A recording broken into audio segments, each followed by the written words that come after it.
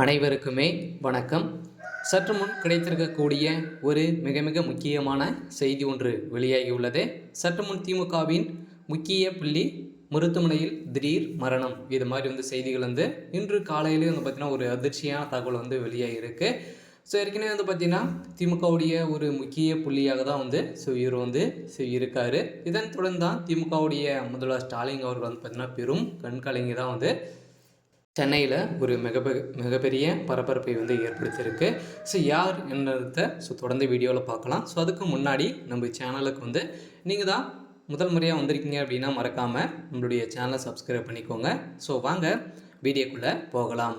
திமுகவின் அதிகார நாளிதழான முரசொலி நாளொட்டியின் ஆடிட்டர் சுப்பிரமணியன் தந்தை தியாகராஜன் அவர்கள் பார்த்தீங்கன்னா உடல்நிலை குறைவால் இன்று திடீர்னு பார்த்தீங்கன்னா மருத்துவமனையில் சிகிச்சை பலனின்றி உயிரிழந்த சம்பவம் திமுகவிடையே பெரும் அதிர்ச்சியும் பெரும் பரபரப்பையும் ஏற்படுத்தியிருக்கு.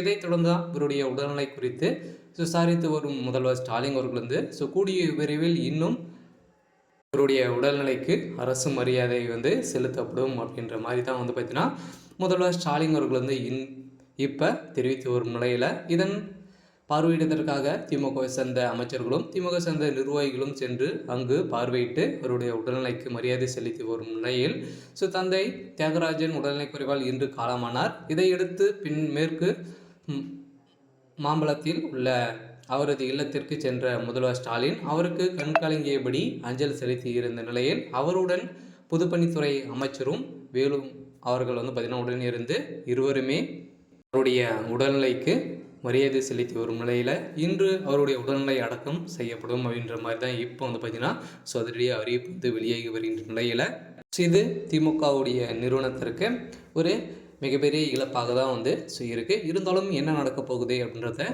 வெயிட் பண்ணி பார்க்கலாம். இது மாதிரி செய்திகளை தெரிஞ்சுக்கணும் அப்படின்னா மறக்காமல் நம்மளுடைய சேனலை சப்ஸ்கிரைப் பண்ணிக்கோங்க. தேங்க்யூ.